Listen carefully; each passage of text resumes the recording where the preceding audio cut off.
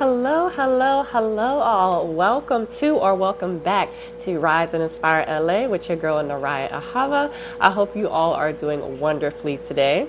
So, in today's video, we're going to talk about an important topic that can definitely affect a lot of people, and that is how to heal from trauma. Unfortunately, a lot of us have our own traumas. We just experience them in different ways. We've all lived different paths in life, and we all can have different things that can affect us or that can have been traumatic to us.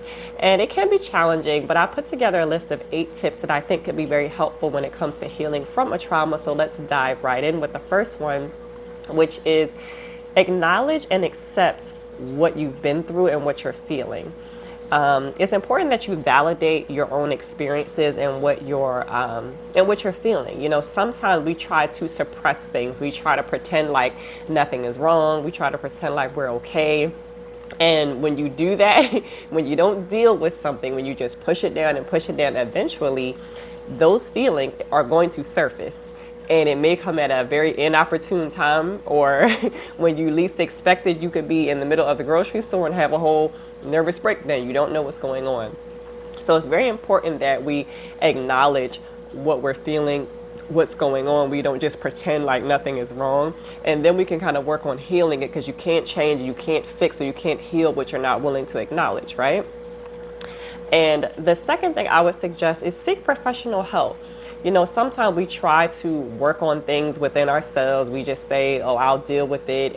But mental health is very, very important. It can affect everything else. It can affect your emotional health and even your physical health, So sometimes, depending on what it is that you're dealing with, depending on what it is that you're going through, it can be very helpful to talk to a therapist or a counselor or someone that's trained when it comes to how the brain works, how our psyches work, and especially someone who maybe specializes in trauma, depending on what it is specifically that you've been through. And that can be a very helpful tool in kind of helping you to work through whatever it is that you're dealing with. After that, I would suggest engage in self-care activities. That's an essential part of just everyday living, but also very important when you're dealing with healing from a trauma. And just take time to nourish yourself and to take care of your being, your physical, your mental, your emotional state of being. And that can be doing things that you enjoy. That can be eating nourishing foods. I know sometimes it can be very convenient to eat the processed foods or the fast foods, but what you put into your body can definitely affect your mood. It can affect how you feel. So definitely take some time to eat the right kind of foods. And I think we also underestimate the importance of getting a good night's sleep. I get it. Hustle culture is a thing, but there's nothing cute about being burnt out at all. So it's very important to try to get a good sleep schedule, get some consistency, and just get a good night's rest. And you'd be surprised at how that can kind of help you kind of get through the day when you've had sufficient rest. Okay. And after that, I would suggest journaling. Believe it or not, sometimes even if you don't want to talk to someone, or maybe you're not ready to talk to someone, whether that be a friend or a counselor, it can be very helpful when you're dealing with something to just literally get it out of yourself and get it onto a piece of paper and just let your thoughts go. Don't worry about punctuation. Don't worry about spelling. Sometimes you just may need to have like a mental brain dump and just get it out of you, get it into a notebook, get it on a piece of paper. And you can just do this regularly. You can do it daily. You can do it once a week when you can kind of reflect on your week. You can also set goals for the upcoming week, but it can be very helpful just to get some clarity, just to release some emotions, just to kind of have some sort of an outlet. And you can do this in addition to talking to someone, or if right now you just kind of want to, start with baby steps. Journaling can be super, super, super helpful. Trust me. And I would also suggest relaxation techniques. That can be as basic as taking 2 or 3 minutes to just do some deep breathing, just feeling and listening to your breath go in and go out, and just doing that for a few minutes. And even meditation. I know meditation can sometimes be harder for people if you're not used to it, because it can be kind of a challenge to kind of quiet your mind and quiet your thoughts for 5 to 10 minutes. So maybe try a guided meditation technique. or just something to just help you with mindfulness, and that kind of goes along with point one, which is this kind of validating, accepting, owning what you're dealing with and just being mindful of it so that you can work on changing or improving the situation. And just kind of add that to your daily routines, just like some deep breathing exercises or 5 minutes of just kind of meditation. And it can help you kind of find a space of peace and inner calm, especially once you get used to doing it and you're doing it on a daily basis. It can get easier to kind of still yourself and still your mind and get to that place, okay? And also, it can be helpful to connect with others that have also dealt with some type of trauma. That can help you to not feel so alone. Because depending on what it is, you could be feeling ashamed, you could be feeling very isolated, you could be feeling like you're the only person that's going through this or that has gone through this, and there's nothing new under the sun. So someone somewhere is dealing with or has dealt with what you're going through.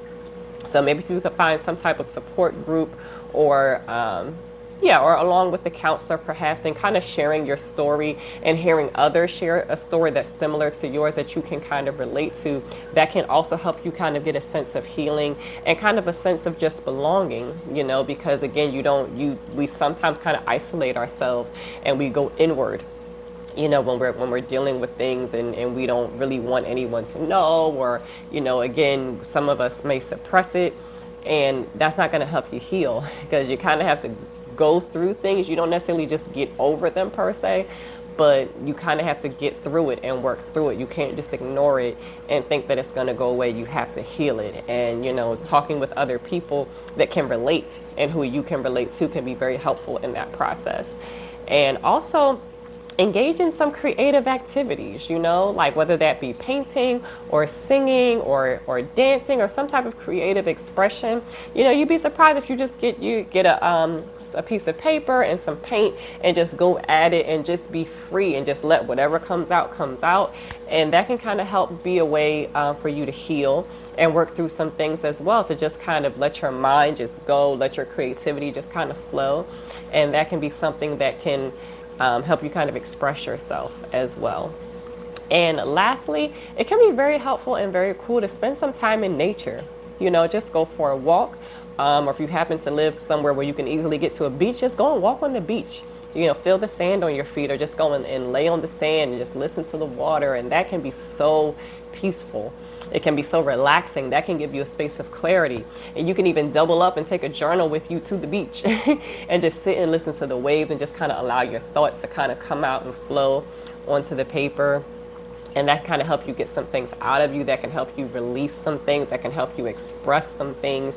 And, that can be helpful on your journey, and it can help you find a state of grounding and a state of peace and a perspective, a new perspective that can kind of also help you along on your healing journey. And lastly, and most importantly, I would say, remember that healing from anything, but especially some type of trauma, it takes time and it takes patience. And I know that sometimes when we're dealing with things or we're going through things, we literally want to just get over it. We want to get to the end. We want to be on the other side of it. And that will eventually come if you are diligent in your healing process. That's the important thing, is don't ignore it and don't suppress it and pretend like there's nothing going on. But if you prioritize yourself, you prioritize your journey and your process of healing, if you incorporate some of these tips, it can definitely make the journey a little easier to get there. Okay, I hope you found this video helpful. Do me a favor and hit the subscribe button as well as the bell notification, and feel free to share with friends or family that you feel like could really benefit from this type of content. But until next time, stay happy, stay healed, stay at peace, and keep going, because you can definitely get to where you want to be.